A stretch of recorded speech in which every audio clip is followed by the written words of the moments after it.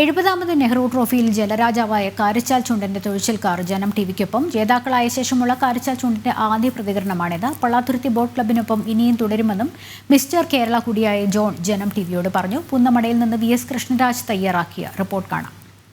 Pallathuruthy boat ക്ലബിനിത് 7ാം Nehru trophy കിരീടമാണ്. തുടരെ 5ാം വട്ടം.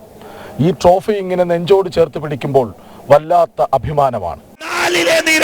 ആരാണ് ഇവിടെ വിജയിക്കുക? ഇല്ല,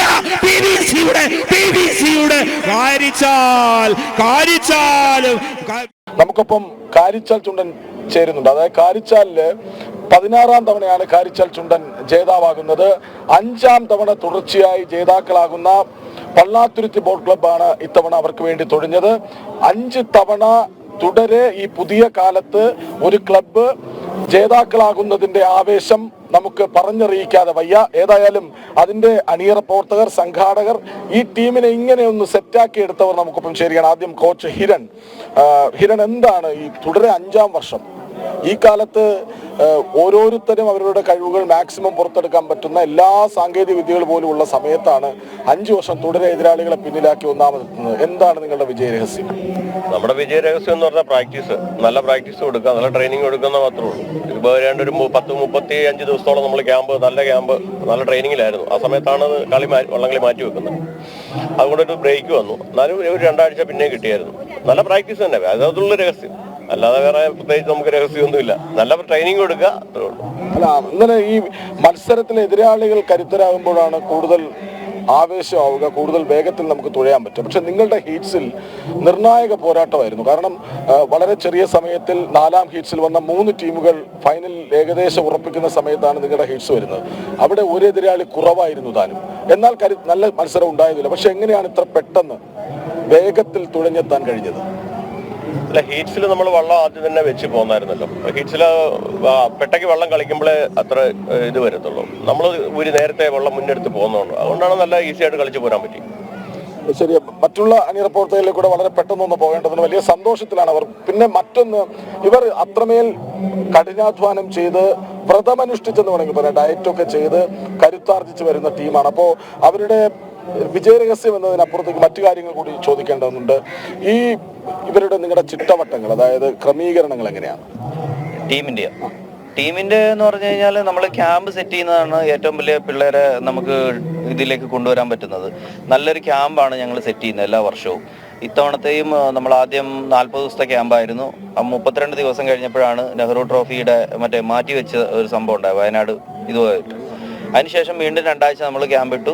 ആ ഇതിലാണ് ചിട്ടവട്ടങ്ങളൊക്കെ വരുന്നത്. കൃത്യമായിട്ടുള്ള പ്രാക്ടീസ്. സാറ് അതിൻ്റെ ഫിസിക്കൽ കോച്ചാണ്. അതുകൂടാണ്ട് നമുക്ക് വേറെ ഒരു കോച്ച് കൂടിയുണ്ട്. ആ കോച്ചുമാരുടെ എല്ലാം ശിക്ഷണത്തിലാണ് ഈ കാര്യങ്ങളെല്ലാം പോകുന്നത്. അത് രാവിലെ ഫിസിക്കലായിരിക്കും ഒരുപക്ഷെ, അല്ലാന്നുണ്ടെങ്കിൽ വള്ളത്തിലായിരിക്കും പ്രാക്ടീസ്. പിന്നെ വൈകുന്നേരം വള്ളത്തിൽ തന്നെ. അതിൻ്റെ ഇടയ്ക്ക് അവർക്കുള്ള ഭക്ഷണം കാര്യങ്ങളെല്ലാം നമ്മൾ കമ്മിറ്റിക്കാരെല്ലാ കാര്യങ്ങളും കൃത്യമായിട്ട് ചെയ്യേണ്ട കാര്യങ്ങളെല്ലാം ഇവിടെ ചെയ്തു കൊടുക്കും.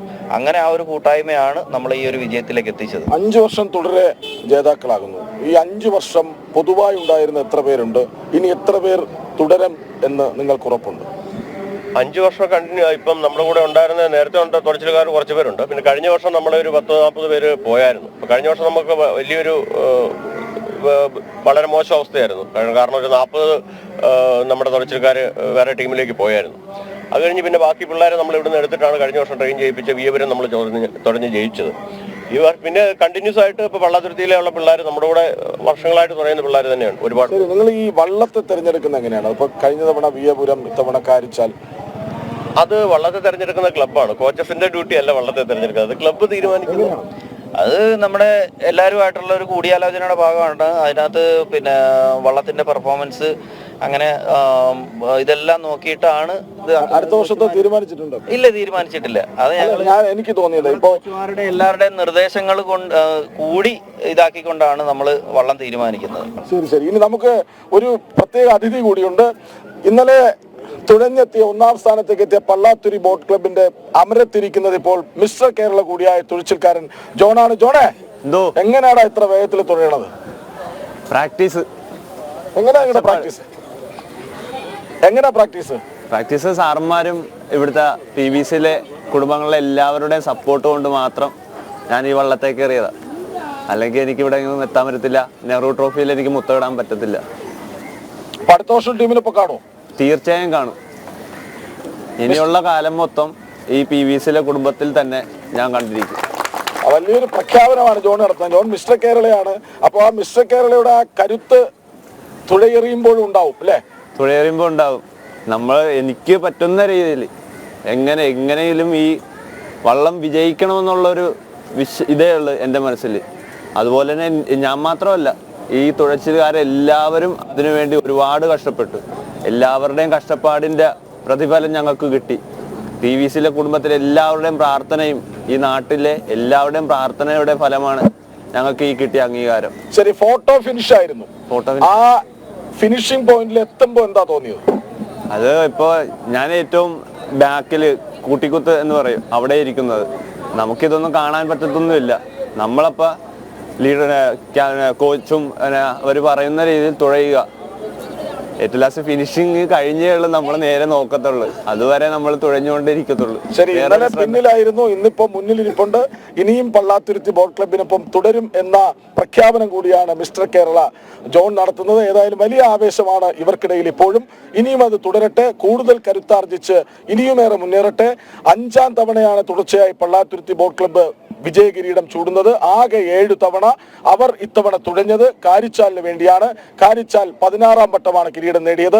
ഇവർക്കൊപ്പം ഇനിയും ഏറെ നേരം തുടരണമെന്നുണ്ട്, പക്ഷേ സമയം അനുവദിക്കുന്നില്ല.